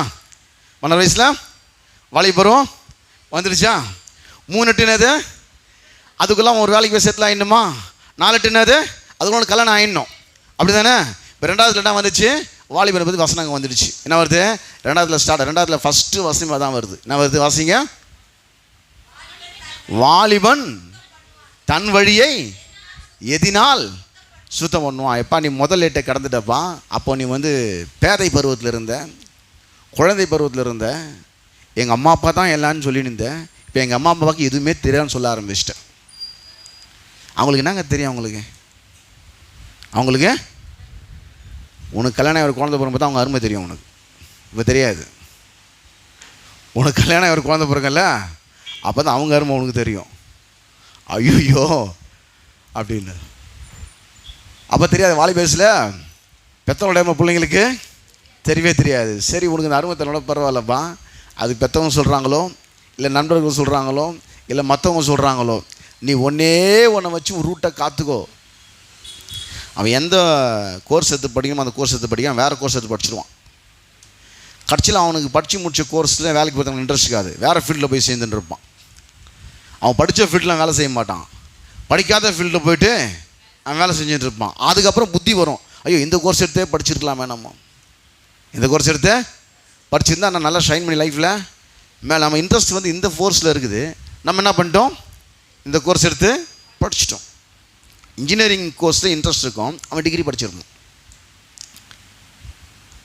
மெடிக்கல் லைனில் அவனுக்கு இன்ட்ரெஸ்ட் இருக்கும், அவன் டிகிரி முடிச்சிருப்பான். ஐயோ இது உதவாதே நமக்கு, அப்போயே வந்து ஒரு டிஎன்ஏ முடிச்சுக்கலாம், டிப்ளமோ நர்சிங் அசிஸ்டன்ட் முடிச்சுக்கலாம், இல்லை ஒரு எம்பிபிஎஸ் நம்ம என்ன பண்ணலாம், எழுதி பாஸ் பண்ணியிருக்கலாம், ஒரு டாக்டர் ஆகிருக்கலாம். நம்ம டிகிரியை முடிச்சு கஷ்டத்தில் இங்கே வந்து மாட்டிக்கணுமே சம்மந்தம் நேரத்தில் வந்து. இங்கே யாருக்கு மதிப்பு? நேற்று பெஞ்ச டிஎன்பிசி மழையில் இன்றைக்கி முளைச்ச காளான்களுக்கு தான் இன்றைக்கி மதிப்பு இருக்குது. டிஎன்பிசி எக்ஸாம் ஷார்ட்டாக வந்திருப்பான், அவன் சின்ன பையனாக இருப்பான். அவன் சொல்லுவான், நான் வந்து கோர்ஸ் முடிச்சிட்டேன், டிஎன்பிசி எக்ஸாம் எழுதிட்டேன், வந்துட்டேன்னு. நீ டிகிரி முடிச்சு இத்தனை வருஷம் எக்ஸ்பீரியன்ஸ் ஆகி அவங்ககிட்ட போய் என்ன பண்ணுவேன், அவன் சொல்கிறது செஞ்சுட்டு இருப்பேன். அப்போவே நீ அந்த கோர்ஸ் ரெண்டு புத்தி உனக்கு வந்திருக்காது. ஏன் தெரியுமா? வாலிப வயசில் சரியான கைட்லைன்ஸை ஃபாலோ பண்ணதால வந்த பிரச்சனை. இந்த வாலிப பருவம் எந்த வேலையை செய்யணுன்றதை தீர்மானித்து முடிவெடுக்கிற ஒரு பருவம்.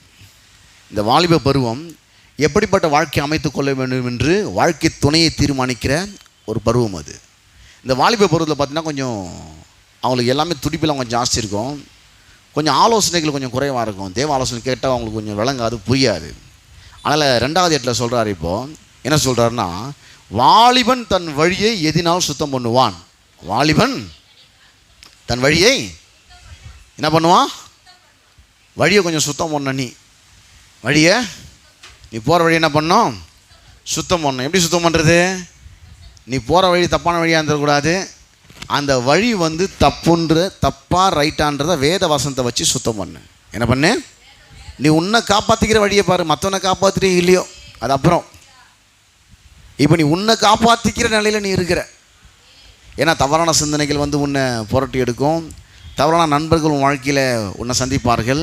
2 நண்பர்களும் வருவாங்க. தவறான நண்பனும் வருவான், நல்ல நண்பனும் வருவான். தவறான வழியிலையும் பயணிக்க முடியும், நல்ல வழியிலையும் பயணிக்க முடியும். பாஸ்டர் பேச்சு அவனுக்கு தப்பாக தெரியும், பெற்றவங்க பேச்சு அவனுக்கு தப்பாக தெரியும். ஃப்ரெண்டுங்க பேச்சு தான் அவனுக்கு கரெக்டாக தெரியும். ஃப்ரெண்டுங்க பேச்சு தான் அவனுக்கு கரெக்டாக தெரியும். ஏன்னா அப்படிப்பட்ட எல்லாமே அந்த பருவத்தை கடந்து வந்தவங்க தான். பாருங்கள் என்ன தெரியுதுன்னு பார்த்தீங்கன்னாக்கா, சொல்கிறார், வாலிபன் தன் வழியை எதினால் எதனால்? இப்படி வசனத்தின்படி என்ன பண்ணோம்? தன்னை காத்து கொள்வதினால். எதனால்? அது மட்டும் தான் ஒரு ரூட்டை நீ கரெக்ட் பண்ண முடியும். சரி, வாலிபன் விட்டுருங்க. இப்போ பொதுவாக விசுவாசிகள் வரும், அவங்க ஒரு ரூட் போட்டு போயின்னு இருப்பாங்க. இங்கே சத்தியத்தை போதிக்கிட்டு ஒரு பாஸ்டரை கத்தர் வச்சுருப்பார். ஒரு போஸ்டிங்கில் பாஸ்டர்ன்ற ஒரு ஸ்தானத்தில் கத்தர் பாஸ்டர் வச்சுருப்பார். சத்தியத்தை கேட்குற ஆளாக தான் இருப்பாங்க, ஆனால் சத்தியத்தின்படி கேட்க மாட்டாங்க. அதுக்கெல்லாம் வந்து தேவ சித்தத்தை செய்தலாம். எனக்கு இன்னும் நேரம் வரலைங்க, எனக்கு இன்னும் அதுக்குரிய டைம் வரல. அதெல்லாம் கர்த்தர் நேரம் வச்சுருப்பார். அந்த நேரம் தான் இந்த நேரம் வந்து கேட்குற நேரம். எந்த நேரம்? இந்த நேரம். ஆகாயில் பார்த்தீங்கன்னாக்கா, ஆகாயத்துக்கு இந்த 1ஆம் அதிகாரத்தில் ஆகாய் முழுதுமே பார்த்தீங்கன்னாக்கா, மக்கள் வந்து ஒவ்வொருத்தரும் ஒரு ரூட்டில் போயிட்டு இருந்தாங்க. அவங்க சம்பாதிக்கலாம் அவங்க கையில் தங்கவே இல்லை, பொத்தல் பையில் போடுற மாதிரி போட்டுன்னு இருந்தாங்க. அப்போது தீர்க்கதரிசி போய் சொல்கிறாரு, இன்றைக்கி தேவ சித்தத்தில் நடக்காமல் நீங்கள் வழி விலைக்கு ஒருத்தம் ஒரு ரூட்டில் போய் நிற்கிறீங்க. நீயே சிந்திச்சுப்பார், நீ போகிற வழி கரெக்டான. நீயே சிந்திச்சுப்பார், நீ போகிற வழி கரெக்டான. இப்போ சொல்கிற ஆகாய் 1ஆம் அதிகாரம் 5-7 வாசிக்கிறோம் பாருங்கள். இப்போதும் சேனைகளின் கர்த்தர் சொல்லுகிறார், உங்கள் வழிகளை சிந்தித்து பாருங்கள். நீ போகிற ரூட்டு கரெக்டான, நீ முதல்ல சிந்திச்சுப்பார். அதே ரூட்டில் பயணித்தா வாழ்க்கை வேஸ்ட், தோல்வியில் தான் போய் முடியும். கொஞ்சம் நின்று நிதானிச்சுப்பார். நின்று நிதானிச்சு தொடர்ந்து வழியில் பயணிக்கலாமா வேணாமான்னு கொஞ்சம் முடிவெடுக்க வேண்டிய நேரம் இது. ஏன்னா ஒன்றும் கையில் வந்து ஒன்றும் நிற்கலை, சம்பாதிக்கிறது ஒன்றும் கையில் எல்லாம்னாச்சு பொத்தல் பையில் போடுற மாதிரி போட்டாச்சு. நல்ல ட்ரெஸ்ஸு போட்டும் ஸ்வெட்டர் போட்டும் குளிர் விடலை. ஏன்னா அந்த வசனம் அப்படி தான் வரும். வாசிக்கிறோம் பாருங்கள், ஆகாய் 1:5-7 வரைக்கும். இப்போதும் சேனைகளையும் கர்த்தர் சொல்லுகிறார், உங்கள் வழிகளை சிந்தித்து பாருங்கள். நீங்கள் திரளாய் விதைத்தும் கொஞ்சமாய் அறுத்து கொண்டு வருகிறீர்கள். அப்படின்னா நிறைய உழைச்சி, நிறைய நேரத்தை, நிறைய உழைப்பை, நிறைய திறமையை, நிறைய அறிவை எல்லாம் கொடுத்து கூட சம்பளம் கம்மியாகுது. சம்பளம் கம்மியாக இருக்குது. நீங்கள் புசித்தும் திருப்தியாகவில்லை. சாப்பிட்டு கூட ஒன்றும் உடம்புல ஸ்ட்ரென்த் வந்த மாதிரி தெரில. நல்லா தான் சாப்பிட்றீங்க, ஆனால் கொஞ்சம் நேரம் நிமிந்து உட்காந்து பிரசங்கத்தை கேட்க முடியல உங்களால். நீங்கள் என்ன சாப்பிடாத ஆளாக கிடையாது, உடம்புல ஸ்ட்ரென்த்து இல்லை. நல்லா தான் சாப்பிட்டீங்க, கொஞ்ச நேரம் உட்காந்து பிரசங்கத்தை கேட்க முடியல. என்ன நோவுது? முதுகு வலிக்குது. நல்லா சாப்பிட்டீங்க, உடம்புல ஸ்ட்ரென்த்து இல்லை. விட்டமின் தான் சாப்பிட்டீங்க நீங்கள். அந்த காலத்தில் ரேஷன் அரிசி சாப்பிட்டவன் கம்மு கூழ் சாப்பிட்டா நல்லா தான் வாங்குறான் தெம்பா. இந்த காலத்தில் பாசுமதி அரிசி சாப்பிட்டா அவ்வளோ தெம்பா இல்லை. இப்போது நல்லா வந்து நல்ல அரிசிலாம் சாப்பிட்டோம் உடம்புல பாருங்களா, இப்போ ஸ்ட்ரென்த்து இல்லை. அப்போ எத்தையோ ஒன்று சாப்பிட்டு நான் பாருங்கள். இப்போ நல்லா தண்ணியை பார்த்து என்ன பண்ணுறோம், இதுனா அக்குவாஃபினாவா, இதுனா சென்னை அக்குவாவா, என்ன அக்குவான்னு பார்த்து அந்த தண்ணியை குடிப்போம். அப்போ என்ன பண்ணுவோம், பரோட்டா கல்ல பரோட்டா தட்டுப்படி போட்டு அந்த தண்ணி இப்படி மொண்டு லொட்டுன்னு வச்சுட்டு போவோம். ஹோட்டலில் போனோம், அந்த தண்ணின்னா ட்ரம்மில் கிடக்கும். அந்த ட்ரம் எப்போ கொண்டோன்னு தெரியாது. அது மாதிரி ஒரு பேரல் இருக்கும், அந்த பேரல் எப்போ கொண்டோன்னு தெரியாது. அதில் ரொம்ப இருக்கும் தண்ணி. என்ன பண்ணுவானாக்கா, அந்த பரோட்டா சுடுற அந்த தவா பார்த்தீங்கன்னா அவ்வளோ கரையிலும் கிடக்கும். அதில் போட்டு அதை சுட்டு கொண்டாந்து சூடாடி வச்சுட்டு அந்த சேர்வா கொண்டாந்து டப்புன்னு ஊற்றிட்டு அந்த தண்ணி மட்டும் லொட்டுன்னு வச்சுட்டு போவான். அதை சாப்பிட்ட ஒன்றுமே ஆகலை. இப்போ ஒன்றுமே நல்லா தான் இருந்தோம் பாருங்க, ஒன்றுமே ஆகலை.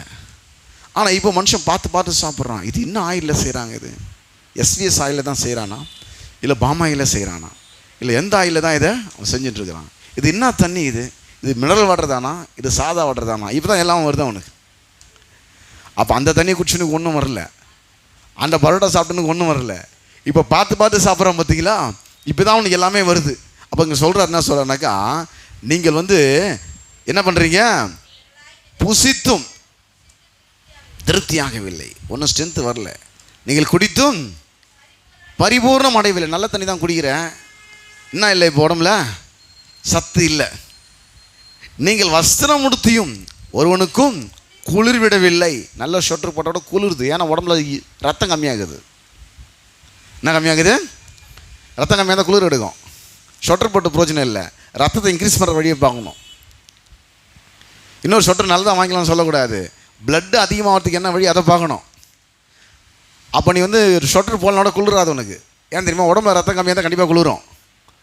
இவங்க என்ன பண்ணுறாங்கன்னா நல்லா ஷொட்டர் போட்டுக்கிறாங்க குளிரக்கூடாதுன்னு. அப்போ உடனே அது குளிர் வருது. ஏன் குளிர் வருது, உடம்புல ரத்தம் கம்மியாகுது, அதனால் குளிருது. கூலியை சம்பாதிக்கிறவன் பொத்தலான பையிலே போடுகிறான், அதை சம்பாதிக்கிறான். நீ வாங்கின்னு வந்த உடனே ரெடியாகிறான் கடங்காரங்க வாங்கின்னு போகிறதுக்கு. சம்பளத்தை வாங்கின்னு வந்த உடனே என்ன பண்ணுறான், அங்கே தண்டல்காரன் ரெடியாகிறான், இங்கே கடங்காரன் ரெடியாகிறான், எல்லாம் பிடிக்கின்னு போகிறதுக்கு ரெடியாகிறானுங்க. சம்பளம் வாங்கின்னு வரும்போதே கணக்கு போட்டுன்னு வரா மாதிரி இருக்குது. சில இடத்துலலாம் பார்த்தீங்கன்னாக்கா இவனுக்கு ஒழுங்காக கட்ட மாட்டான் சம்பளம் வாங்கி சொல்லிட்டு அங்கேயே போய் நின்றுறான். சில ஆட்கள்லாம் எங்கன்னா வேலை செய்கிற இடத்துல போயிட்டு அவன் கரெக்டாக அந்த சம்பள டேட் ஆனவொடனே அங்கேயே நின்றுறான். நான் போயிட்டு யார் கடன் கொடுத்தவன். இந்த பேங்க்கில் லோன் எடுத்துகிட்டுன்னா தெரியும் கஷ்டம். நீ எங்கே வேலை செய்கிறேன்னா ஃபுல் டீட்டெயில் எடுத்துருவான். நீ ஒழுங்காக இஎம்ஐ கட்டலாம், நான் கரெக்டாக சம்பள டேட் அந்த கம்பெனியில் எப்போ சம்பளம் போடலாம் கடன் கண்டுபிடிச்சிருவான். ஏன்னா அவன் சம்பளம் வாங்க தானே ஆகணும். இவன் சம்பளம் வாங்குற டேட்டு நேரம் இப்போ தான் ஏடிஎம் போய் எடுக்கிறோம். ஒரு நாள் முன்னாடி பார்த்தா கரெக்டாக வெளியே நின்று போனான். எது தெரியுமா, இஎம்ஐ கட்ட மாட்டேறது பிடிங்கி பார்த்து வந்துக்கிறேன். என்ன கட்ட மாட்டேறேன், ஒழுங்காக இஎம்ஐ கட்ட மாட்டேறேன், அது பிடிங்கி போகிறதுக்கு அவங்க கரெக்டாக கைட்லைன்ஸாக கொடுத்துன்னு போவாங்க பேங்க்கில். இவனை போய் எப்போ பிடிக்கணும், எப்போ அவன் மீதி நேரத்தில் ஃபோன் பண்ணால் ஃபோன் எடுக்க மாட்டான், அவன் சுவிட்ச் ஆஃப் பண்ணி வச்சுருப்பான், ஆள் வீட்டில் இருக்க மாட்டான். அவனை எப்போ பிடிக்கணுனாக்கா நைட்டு 11 மணிலேருந்து காலைல 4 மணிக்குள்ளே அவனை வீட்டில் போய் பிடிச்சிடலாம். அப்போ அவன் எங்கேயும் போவான், வீட்டில் தான் இருப்பான். நைட்டு 11 மணிலேருந்து காலைல 4 மணிக்குள்ளே போனால் எப்படியோ விட்டாலும் வீட்டில் போயிட்டு பிடிச்சலாம். அந்த டைமில் இப்போ பிடிக்கலான்னுவான். கரெக்டாக கைட்லைன்ஸ் கொடுத்துன்னு போவான் பாருங்கள். கரெக்டாக அவனா போனோம், காலையில் 4 மணி காலையும் வெளிச்சு கற்று தட்டுவான். இவன் காத்து அவன் நிற்பான், கொடுப்பா ஐயமே கேட்பான். நீ கட்ட மாட்டேறேன். இவனை எஸ்கேப் ஆக முடியும். நீ வீட்டுக்கு வந்தான் அவனை நீ தூங்கி தானே ஆகணும், வேறு வழி கிடையாது. நைட்டு 12 மணி மேலே எங்கேயும் நீ போகிறது கிடையாது. காலை 4 மணிக்கு அப்புறம் தான் வெளியே போக போகிறேன். அந்த டைம் வீட்டில் தூங்குற டைம் தான். கரெக்டாக நின்றுவான் பாருங்கள். அவர் சொல்கிறாரு, என்ன சொல்கிறாருனாக்கா, நீங்கள் வஸ்திரம் உடுத்தியும் ஒருவனுக்கும் குளிர் விடவில்லை, கூலியை சம்பாதிக்கிறவன் பொத்தலான பையிலே போடுவான், அதை என்ன பண்ணுறான், சம்பாதிக்கிறான்னு சொல்லிட்டு திரும்ப சொல்கிறார் அதே வார்த்தையை, உங்கள் வழிகளை சிந்தித்து பாருங்கள். 5ஆம் வசனம் தான் சொன்னார். இப்போது 7ஆம் வசனம் தான் சொல்கிறார், உங்கள் வழிகளை. இந்த பிரச்சனையில் ஏன் போய் சிக்கின தெரியுமா, ஆண்டருடைய வழியை விட்டு உன் வழியை பெருசாக நினச்சி உனக்கு இன்னொருத்த ஆலோசனை சொன்னான் பார், அது பைபிளில் ஒத்து போதா இல்லையான்னு ஒழுங்காக ஒப்பிட்டு பார்க்காம அது உனக்கு பெருசாக நினச்சி போன பற்றியா, அதனால் போய் சிக்கிக்கணும் அந்த பிரச்சனையில் பண்ணி. ஆனால் வாழ்க்கையில் முன்னேறவே முடியல, சரீரத்தில் ஆரோக்கியம் இல்லை, உடம்புல ரத்தம் இல்லாதனால குளிர் அதிகமாக எடுக்குது. நீ நல்லா சாப்பிட்டா எனர்ஜி இல்லை உடம்புல, சம்பாதிச்சும் கையில் காசு நிற்க மாட்டேன்து, வாழ்க்கையில் முன்னேறவே இல்லை, அப்படியே தேக்க நிலையில் போயிட்டுருக்குற, கடங்காரன் ஆகிட்டே. இப்போது இதுக்கெல்லாம் என்ன பிரச்சனை தெரியுமா, உன் வழியில் நீ போனதுனால இதெல்லாம் வந்து போச்சு. ஆனால் உன் வழி உனக்கு செமையான வழி மாதிரி தான் தெரிஞ்சுதப்போ. அதோட வழி சாபத்தின் வழியாக, தீமையின் வழியாக இருக்குது, மரண வழியாக இருந்துச்சு. மனுஷனுக்கு செமையாக தோன்றுகிற வழி உண்டு, அது வழிகள் மரண வழிகள். இப்போ தீமையிலையும் சாபத்திலையும் போயிட்டு நான் பண்ணிட்டு நீ சிக்கிக்கிட்ட. அப்போ தேவனுடைய வழி ஒன்று இருக்குது. நான் இருக்கேன் இப்போ ஒன்று கர்த்தர் நல்ல சமாரியம் அவனை சந்தித்த மாதிரி அவன் ரூட்டில் அவன் போயிருந்தான், நடுவில் போய் மாட்டிக்கினான். அதே போல் இன்றைக்கி மக்கள் ஒழுங்காக சபை தான் வந்திருந்தாங்க, நடுவில் அவனை மிஸ்கைட் பண்ண ஆட்களுடைய ஆலோசனைலாம் கேட்டு அவங்க வேறு ரூட்டில் போக ஆரம்பிச்சிட்டாங்க. இப்போ திரும்பவும் நல்ல சமாரியம் வர மாதிரி ஆண்டவர் என்ன பண்ணுறாரு, அவர் ஒரு வழி கொண்டு வர்றார். என்ன வழினா, ஏசியா 55ஆம் அதிகாரம் 8லேருந்து 11 வரைக்கும். ஏசியா 55ஆம் அதிகாரம் 8 முதல் 11 வரை. அவர் சொல்கிறாரு, என் நினைவுகள் உங்கள் நினைவுகள் அல்ல, உங்கள் வழிகள் என் வழிகளும் அல்லவென்று கர்த்தர் சொல்கிறாப்பா. உன் எண்ணம் என் எண்ணம் கிடையாது, நீ வச்சிருக்கிற வழியெல்லாம் என் வழி கிடையாது. இப்போ அவருடைய என்னன்னு சொல்கிறார், பூமியை பார்க்கிலும் வானங்கள் எப்படி உயர்ந்திருக்கிறதோ அவ்வளோ உயரத்துக்கு இருப்பான் உன் எண்ணமும் உன் வழியும் என் வழியும். அதுக்காக அந்த வழியில் வருவ நினச்சிட்டு போகிற அந்த வழி உன்னை தேடி வருது. சொல்கிறார், பூமியை பார்க்கிலும் வானங்கள் எப்படி உயர்ந்திருக்கிறதோ அப்படியே உங்கள் வழிகளை பார்க்கிலும் என் வழிகளும் உங்கள் நினைவுகளை பார்க்கிலும் என் நினைவுகளும் உயர்ந்திருக்கிறது அப்படின்னு சொல்லிட்டு இப்போ அது ஒரு கம்பேர் பண்ணுறாரு. எப்படி அவ்வளோ பேர் வழியில் நான் போக முடியும்? இவரே சொல்லிட்டார் வழி பெருசுன்னு. இந்த வானத்துக்கும் பூமிக்கும் எட்டாத உயரத்தில் ஒரு வழி வச்சு நாட்டில் பயணிக்க முடியும். வானத்துக்கும் பூமிக்கும் என் வழி பூமி மறிக்குது, ஒரு வழி வானம் மறிக்குது. இவ்வளோ எட்டாத வழியில் என்னால் போய் ஜம்ப் பண்ணி பயணிக்க முடியுமா அப்படின்னு நினச்சிட்டு போகிறது கீழே சொல்கிறார். என்னன்னாக்கா, நீ என் ரூட்டில் வர்றது கஷ்டம், நானே ஒரு ரூட்டில் வந்து உன்னை பிடிச்சிட்றேன்றார். நானே ஒரு ரூட்டில் வந்து உன்னை பிடிச்சிட்றேன், நீ கொஞ்சம் தயார் நிலை இருந்துக்கோ. நான் ஒரு ரூட்டில் வரும்போது என்கிட்ட ஒப்பு கொடுத்து நீ என்ன பண்ணோம், அந்த வழியில் வர்றதுக்கு நீ தயார் நிலை இருந்துக்கோ அப்படின்னு சொல்கிறாரு. மாறியும் உறைந்த மழையும், அங்கே 2 வேர்டு வரும். மாறினா மழை, உறைந்த மழைனா பனி. அப்போ மழையில் விளையிற பயிர் வகைகளும் உண்டு, பனியில் விளையிற, இப்போ திராட்சை இதில் விளையும் பனியில், ஆப்பிள்லாம் அதில் இருக்கும் பனியில் தான், அந்த தண்ணி ஊற்றம் வளராது. திராட்சை ஆப்பிள்லாம் பார்த்தீங்கன்னா நல்லா வந்து ஊட்டி இப்படி பனி பெய்யறதுல தான் அதெல்லாம் வளரும் பாருங்கள். ஊட்டி ஆப்பிள்னு சொல்லுவாங்க. அது அந்த இடத்துல தான், அந்த மலைப்பிரதேசம் தான் அந்த திராட்சை ஆப்பிள்லாம் வளரும். நம்ம நாட்டில் போட்டால் திராட்சைலாம் அவ்வளோ வளராது, ஏன்னா நல்லா வெயில் காயிற பிரதேசம். அப்போ தண்ணியில் மழையில் விளையிற பயிர்கள்லாம் உண்டு. நெல், கேழ்வரகு, கம்பு, இதெல்லாம் மழையில் விளையிற பயிர். அது 2 சொல்கிறாரு. மாறியும் உறைந்த மழையும் வானத்திலிருந்து இறங்கி அவ்விடத்துக்கு திரும்பாமல்னா அது வேலையை முடிக்காமல் திரும்பாது. மழை வானத்துலேருந்து பூமியில் வந்துச்சுன்னா, பனி வானத்துலேருந்து பூமியில் வந்துச்சுன்னா அது திரும்ப எவாபரேட் ஆகி மேலே தான் போகுது. நீராவி எங்கே போகுது? மேலே தான் போகுது. ஆனால் அது வேலையை முடிக்காமல் போவாதான். என்ன வேலை முடிக்காது? கீழே வருது பாருங்கள். மாறியும் உறைந்த மழையும் வானத்தில் இறங்கி அவ்விடத்துக்கு திரும்பாமல் பூமியை நனைத்து அதில் முளை கிளம்பி விளையும்படி செய்து விதைக்கிறவனுக்கு விதையையும் புசிக்கும் ஆகாரத்தையும் கொடுக்கிறது எப்படியோ அப்படியே என் வாயிலிருந்து புறப்படும் வசனம் இருக்கும். அது வெறுமையாக இடத்துக்கு திரும்பாமல் அது நான் விரும்புகிறதை செய்து நான் அதை அனுப்பின காரியமாகபடி வாய்க்கும். மழையை அனுப்புகிறேன், அது நீராவே திரும்ப என்கிட்ட தான் வந்தது, ஆனால் பூமியில் விளைச்சலை கொடுத்துட்டு வருது. பனி அனுப்புகிறேன், அது நீராவே திரும்ப மேலே தான் என்கிட்ட தான் வருது, ஆனால் ஒரு பயிரை விளை வச்சுட்டு வருது. அதே போல் வார்த்தை அனுப்புகிறேன். இப்போ நான் உங்கள்கிட்ட அந்த வார்த்தை தான் என்னுடைய வழி. என் வழி என்ன தெரியுமா? வார்த்தை அனுப்புகிறேன். என்ன வார்த்தை? நானே பைபிளை படிச்சுக்கிறேன்னு சொல்லாத, விசுவாசம் கிடையாது. வாயிலிருந்து புறப்படுகிற வசனமும். ஊழியக்காரன் வாயில கர்த்தனை வைக்கிறாரு, அது ரேமா வார்த்தை, புறப்படுகிற வார்த்தை. அந்த வசனம் அப்படியே வரும் பாருங்க. அப்படியே என் வாயிலிருந்து புறப்படும் வசனமும் இருக்கும். நான் என்ன பண்ணுறேன்? ஊழியக்காரன் வாயில என்னோட வார்த்தையை வச்சு அவனை என்னுடைய பிரதிநிதியை அனுப்புகிறேன். அவன் பேசுறது என்னுடைய பிரதிநிதி. அவன் என்ன பண்ணுறான்? வார்த்தையை பேசுகிறான். அந்த பேசப்படுகிற வார்த்தைக்கு நீ உன்னை ஒப்பு கொடுப்பாய். ஆனால் அந்த வசனம் அப்படியே சொல்லுது, அப்படியே என் வாயிலிருந்து புறப்படும் வசனமும் இருக்கும். அது என்ன பண்ணுமா? அது வெறுமையாக என்னிடத்துக்கு திரும்பாமல், மழை வந்து கீழே பூமியை நினச்சிட்டு அது ஏரிகளை, குளங்களை, குட்டைகளை, கிணற, வாய்க்காலாக நிறையுது. திரும்ப நீராவியாகி திரும்ப மேலேயே போயிடுது. ஆனால் ஒரு வேலையை முடிச்சுட்டு போகுது. விதைக்கிறவனுக்கு விதையை கொடுக்குது, புசிக்கிறவனுக்கு ஆகாரத்தை கொடுக்குது. அதே போல் என் வாயிலிருந்து புறப்படுற வசனம் வெறுமை ரிட்டன் ஆகிறதில்லை, விசுவாசிக்கிறவனுக்கு ஆசீர்வாதத்தை கொடுக்கிறது. நீ என்ன பண்ணு? பூமினா எது? பூமினா நிலம். நிலனா எது? இருதயம். நிலனா எது? இருதயம். நிலனா எது? ஒரு மனுஷன் விதை விதைக்க போனான் நிலத்தில். ஒன்று வந்து வழியில் விழுந்துச்சு, ஒன்று வந்து முள்ளில் இடத்துல விழுந்துச்சு, ஒன்று வந்து கல்லில் விழுந்துச்சு, ஒன்று நல்ல நிலத்தில் விழுந்துச்சு. இதை தேவன் நான் சொல்கிறாராம், இந்த நிலத்தை இருதயம்னு சொல்கிறார். விதைக்கிறவன் யார்? ஊழியக்காரன்னு சொல்கிறாரு. விதை என்னது? வசனன்றாரு. அப்போ பக்கம் இந்த இடத்துல பார்த்தீங்கன்னாக்கா விதையும் வசனம் என்று வருகிறது, மழையும் வசனம் என்று வருகிறது. அப்போது ரெண்டுமே அவர் தான் கொடுக்குறாரு. உனக்கு விதைக்கிறவனுக்கு விதையையும் புசிக்கிறவனுக்கு ஆகாரத்தையும் அளிக்கிறவர். அந்த வசனம் சொல்லுது, ஆகாரத்தையும் கொடுக்கிறது எப்படியோ அப்படியே என் வாயிலிருந்து புறப்படும் வசனம் இருக்கும். அது வெறுமையாக என் இடத்துக்கு திரும்பாமல் அது நான் விரும்புகிறதை செய்து நான் அதை அனுப்பின காரியமாகும்படி வாய்க்கும். கர்த்தர் வந்து வார்த்தை அனுப்புகிறாரு. இவ்வளோ நாள் நீ வந்து இருக்க வேண்டிய இடத்த விட்டு இருக்கக்கூடாத இடத்துல போய் சிக்கிங்கினேன். சம்பாதிக்கிற கையில் காசு நிற்கலை, ட்ரீட்மெண்ட் எடுக்கிற உடம்புல ஆரோக்கியம் வரலை, டாக்டராக பார்க்குற ஒன்றும் உடம்பு தேடுற மாதிரி தெரியல, நல்லா சாப்பிட்ற விட்டமினை ஒன்றும் உடம்புல வந்து ரத்தம் ஏறின மாதிரி தெரியல, சொட்டராக போட்டுக்கிற குளிர் தான் இருக்குது. ஒன்றும் வாழ்க்கையில் வந்து சரீரத்தில் ஆரோக்கியம் இல்லை, மனசுலேயும் நிம்மதி இல்லை, கையின் வருமானத்தில் ஒன்றும் பெருக்கும் ஆசீர்வாதம் சேர்த்து வைக்கிற மாதிரி ஒன்றும் இல்லை, எல்லாம் சம்பாதிக்கலாம் அப்படியே போயின்னு இருக்குது, பொத்தலான பையில் போடுற மாதிரி. அதனால் இப்போ ஒன்று பண்ணு, என் வழி வந்து உன் வழி கிடையாது, உன் எண்ணம் வந்து என் எண்ணம் கிடையாது, என் வழியை நீ பிடிச்சிக்கன்னு நல்ல நாளைக்கு வந்துடலாம். அது நீ வந்து பிடிக்கிற அளவுக்கு எட்டாவது வாரத்தில் இருந்தாலும் முன்ன வந்து தொடர மாதிரி மழை மாதிரி வார்த்தை மாதிரி நானே வந்துடுறேன்றார். நீ அங்கே வர முடியாது, நானே பூமியில் மனுஷனாக வந்துடுறேன் வந்தாராண்டவர். சிலுவையில் என்ன பண்ணுற ரத்தம் செஞ்சு மரித்தார், அடக்கம் பண்ணப்பட்டார், 3ஆம் நாள் உயிரோடு கூட எழுந்தார். அவர் என்ன சொன்னார்? நானே வழியினார். மனுஷன் தன்னுடைய வாழ்க்கைக்காக பல வழிகளை வகுத்து வைத்திருப்பான், அறநெறி வழிகளை வகுத்து வைத்திருப்பான், சுயநீதி வழிகளை வகுத்து வைத்திருப்பான். அவர் சொன்னார் நானே வழி அப்படின்னார்.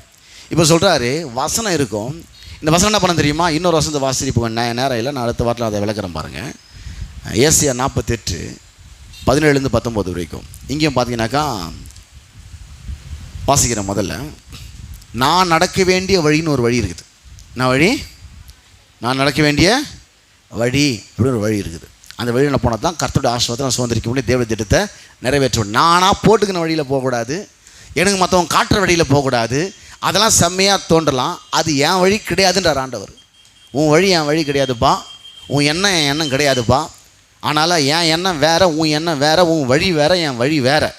இந்த பூமியோட வானம் எவ்வளோ உயரமாக இருக்குதோ அது போல் உன் எண்ணத்தை விட உன் வழியை விட என்னுடைய எண்ணமும் என்னுடைய வழியும் உயர்ந்ததாக இருக்குது. அதில் நீ வந்து அதை ரீச் ஆக முடியும்னு நினச்சிடாத, அது உன்னை வந்து ரீச் பண்ணோம். வசனமாக வந்து ஒன்று அது ரீச் பண்ணோம். ரீச் பண்ணும்போது நீ அதை பிடிச்சிக்கினாக்கா நல்லா நீ வந்துடலான்னு சொல்லிட்டு இப்போ ஏசியா 48 17-19 வரைக்கும் இஸ்ரவேலின் பரிசுத்தராக இருக்கிற உன் மீட்பரான கர்த்தர் சொல்லும் போதே பாருங்கள், மீட்பர்னா அப்படியே மீட்டெடுக்கிறவனா. எந்த பிரச்சனையில் இருந்தாலும் சரி, எந்த கடன் பிரச்சனையாக இருக்கலாம், வியாதியாக இருக்கலாம், குடும்ப பிரச்சனையாக இருக்கலாம், குழப்பமாக இருக்கலாம், கவலையாக இருக்கலாம், பலவிதமான பாரங்களோடு வந்திருக்கலாம், உன்னை மீட்டெடுக்கிறவர் சொல்கிறாராம். உன் மீட்பரான கர்த்தர் சொல்கிறாவது பிரயோஜனமாக இருக்கிறதை உனக்கு போதித்து நீ நடக்க வேண்டிய வழியில் உன்னை நடத்துகிறோம் தேவனாகிய கர்த்தர் நானே. எப்படி நடத்துகிற வழியில்? வசனத்தை உனக்கு போதிப்பதன் மூலமாக உன்னை வழி நடத்துகிறேன். எங்கெல்லாம் பைபிளில் வந்து கர்த்தருடைய வழின்னு வருதோ அங்கெல்லாம் வசனம்னு வரும். நான் உனக்கு போதித்து நீ நடக்க வேண்டிய வழியில் உன்னை நடத்துவேன். 32 சங்கீதம் 8ஆம் வசனத்தில் வரும். எங்கெல்லாம் வழின்னு வருதோ அங்கே போதனன்ற வார்த்தை கண்டிப்பாக வரும். இங்கே சொல்கிறார், என்ன சொல்கிறாருன்னா, இஸ்ரவேலின் பரிசுத்தராக இருக்கிற உன் மீட்பரான கர்த்தர் சொல்லுகிறதாவது பிரயோஜனமாக இருக்கிறதை உனக்கு போதித்து நீ நடக்க வேண்டிய வழியில் உன்னை நடத்துகிறவன் தேவனாகிய கர்த்தர் நானே. இப்போ சொல்கிறார், என் கற்பனைகளை கவனித்தேயானால் இதை கவனி, வேற எதையும் கவனிக்காத. அப்பொழுது உன் சமாதானம் நதியைப் போலவும் உன் நீதி சமுத்திரத்தின் அலைகளைப் போலவும் இருக்கும். அப்போது உன் சந்ததி மணலத்தனையாகும், உன் கர்ப்ப பிறப்பு அதன் அணுக்களத்தனையாகவும் இருக்கும். அப்பொழுது அதன் பெயர் நம்மை விட்டு அற்று போகாமலும் அழிக்கப்படாமலும் இருக்கும். நல்ல லெவலில் கொண்டு வரணும்னு நினைக்கிறேன், உன்னை பெருக பண்ணணும்னு நினைக்கிறேன், உன்னை சமாதானமாக வைக்கணும்னு நினைக்கிறேன். ஆனால் என்ன பண்ணுற தெரியுமா, நீ ஒரு வழியை சூஸ் பண்ணி போயின்ட்டுருக்கிற, அது மரண வழியாக இருக்குது. இப்போது அந்த வழியை, இப்போ என் வழியை உன்னால் வர முடியாது, நானே உன் வழிக்கு உன்கிட்ட வந்து ரீச் பண்ணுறேன். வார்த்தையாக வந்து தேவாதி தேவன் வார்த்தையாக வானத்தை பூமி உண்டாக்குனவர், அந்த வார்த்தை மாம்சமாகி பூமியில் மனுஷனாக வந்தார். இன்றைக்கி என்ன பண்ணுறாரு, ரட்சிக்கப்பட்ட ஒவ்வொரு மனுஷனும் தாறுமாறான வழியில் போயிட்டுருக்கும்போது அவன் அந்தந்த விசுவாசி ஒரு ரூட்டை போட்டு போயின்னு இருக்கும்போது ஆகாயத்துக்கு அனுப்புறாரு. என் வழியில் மக்கள் நடக்கிறது கிடையாது, அவங்க இஷ்டத்துக்கு போயிட்டுருக்குறாங்க, தேவாலயத்தை கட்டுறது கிடையாது, ஆலயத்துக்கு வரது கிடையாது சொல்லி அவரும் சொல்கிறாரு. நீங்கள் என்ன பண்ணுங்கள், போயிட்டு மரங்களை வெட்டி கொண்டு வந்து ஆலயத்தை கட்டு, கர்த்தர் மேல் பிரியமாக இருக்கிறாருனார். அவங்க சொன்னாங்க, என் கர்த்தருடைய நேரம் என்ன வரலங்க அதுக்கு.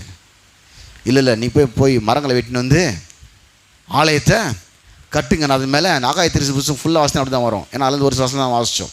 அப்போ அவங்க கர்த்தருடைய வார்த்தைக்கு ஒப்பு கொடுத்து என்ன பண்ணாங்களாம், கர்த்தருடைய வழியை ஃபாலோ பண்ண ஆரம்பிச்சாங்க. அப்போ தான் நான் இன்று முதல் உங்களை ஆஸ்வதிப்பேன். அதாக இல்லை வாசனை வருது. எப்போ நீ என் வழியில் வரையோ அன்னிலேருந்து உன் பிளஸிங். எப்போ உன் வழியில் போகிற வரைக்கும் அந்த வழி மரண வழியாக போகுது, சொன்னாலும் புரியாது. நான் இப்போ வரேன், உன் ரூட்டில் வந்து உன்னை பிடிக்கிறேன். ஒரு ரூட்டில் வந்து நீங்கள் வா, நான் நின்றுன்னு இல்லை, நான் ஒரு ரூட்டில் வந்து ஒன்று பிடிக்கிறேன். மழை வந்து பூமியை தொடுற மாதிரி, பனி வந்து பூமியை தொடுற மாதிரி, நல்ல சமாரி வந்து அந்த எரிசலம் எரிக்க போன மனுஷனை வந்து ரீச் பண்ண மாதிரி நான் உன்னை வந்து ரீச் பண்ணுறேன். நீ ஒப்பு கொடுத்து உணர்ந்து மணந்துறதுக்கு ரெடியாக இருந்துக்கும். ரெடியாக இருந்தனா வாழ்க்கை எப்படி இருக்கும், உன் சமாதானம் நதி போலவும், நீதி எப்படி இருக்கும். நீதின்ற வார்த்தை தேவனுக்கு முன்பாக தைரியமாக நிற்கக்கூடிய திராணியா குற்றம். எப்படி அது எப்படி இருக்கும் தெரியுமா, எப்படி இருக்கும், எப்படி இருக்கும், சமுத்திரத்தின் அலைகளை போலும், ஓயாதது. ஐயோ கடல் நல்லா வந்து போய் குளிச்சிட்டோம், இல்லை அலையில் நிற்கிட்டு நான் போய் குளிக்கிறேன். அவன் குளிக்க போகிறது, அது நிற்க போகிறது கிடையாது, இவன் குளிக்க போகிறது கிடையாது. கடலில் போய் குளிச்சாலும் ஆழம் வந்துருக்குது, குளிக்க மாட்டாங்க. அது நிற்கின பேர் நம்ம போய் குளிக்கிறோம். அது நிற்க போகிறதும் கிடையாது, நீ குளிக்க போகிறதும் கிடையாது. ஆளை நிற்குமா? அது வந்துங்கன்னு தான் இருக்கும். இவன் சொல்லுவான், அது நிற்கட்டங்க, இப்போ அலை வந்துட்டு குளிக்க முடியாது. அது நிற்காது. அலை வந்தாலும் நீ போய் குளிச்சு தான் வரணும். இல்லை, நீதியை சொல்கிறாரு, உன் நீதி அப்படியே ஆளா அழைச்சிட்டே இருக்க மாதிரி தேவனத்தில் வந்துக்கினே இருப்பேன். அதுக்கு ஒரு ஸ்டாப்பே கிடையாது. எப்போ தெரியுமா? தேவனுக்கும் உனக்கும் உள்ள உறவை கிளியர் பண்ணி கொடுத்துரும் என்னுடைய வார்த்தை. நீதினா தேவனுக்கு முன்பாக தைரியமாக இருக்கக்கூடிய திராணி. கடல் அலைக்கு முற்றுப்புள்ளி கிடையாது. ஆற்றலைகளுக்கு கிணற்றலைகளுக்கு முற்றுப்புள்ளி உண்டு. அது காற்றடிச்சா தான் வரும். இது காற்றடிச்சாலும் அடிக்கலனாலும் வந்துக்கினே இருக்கும். காற்றடிச்சாலும் அடிக்கலனாலும் சமுத்திரத்தின் அலைகள் தொடர்ந்து வந்து கொண்டே இருக்கும். 24 மணி நேரம் மழை அடித்து கொண்டே இருக்கும். மழைக்கு ஓய்வே கிடையாது. சொல்கிறாரு, தேவனத்தை வர்றத்தில் உன்னை பிரேக் பண்ணவும் முடியாது. என்னுடைய வைக்கிற ஐக்கியத்தில் உன்னை பிரேக் பண்ணவும் முடியாது. அது கரெக்டாக இருக்கும். உனக்கு சமாதானத்தை நான் கொடுத்துருவேன். எப்போ என்னோடய ஐக்கியத்தில் நீ இருப்ப. எனக்கு தைரியமாக நிற்கக்கூடிய திராணி, எந்த குற்ற உணர்வு இல்லாமல், எந்த தாழ்வு மனப்பான்மை இல்லாமல், எந்த ஆக்கினத்தின் உணர்வும் இல்லாமல் தைரியமாக நின்று என்னை ஆராதிக்கக்கூடிய நான் இருப்பாய். அதுக்கு ஒரு முற்றுப்புள்ளியே கிடையாது. சொல்கிறாரு, என் கற்பனைகளை கவனித்தை ஆனால் நலமாக இருக்கும். வசனத்தை ஒழுங்காக கேட்டால் வாழ்க்கை நல்லா இடன்றார். வசனத்தை ஒழுங்காக கேட்டால் வாழ்க்கை நல்லா இருக்கும். அப்பொழுது உன் சமாதானம் நதியை போலவும் உன் நீதி சமுத்திரத்தின் அலைகளை போலவும் இருக்கும். தேவனுக்கு நிற்கிற பற்றியா அது ரொம்ப முடிவில்லாமல் இருப்போம். அப்போ எல்லாமே வந்துடும்ன்றார். வாசம் பார்த்தீங்கன்னா எல்லாமே வந்துடும். எல்லாமே பார்த்தீங்கன்னாக்கா தேவனுடைய தயவு தான். எல்லாமே தேவனுடைய. இப்போ இந்த வழின்றதை பற்றி ஒரு சில உதாரணம் நம்ம சொல்லியிருக்கிறோம், சில முன்னுரைகளை சொல்லியிருக்கிறோம். இந்த வழியில் பயணிக்கும்போது இந்த சுவிசேஷத்தில் தேவன் நமக்கு வைத்திருக்க எல்லா சிறப்பம்சங்களையும் எப்படி எடுக்கலாம் இந்த வழி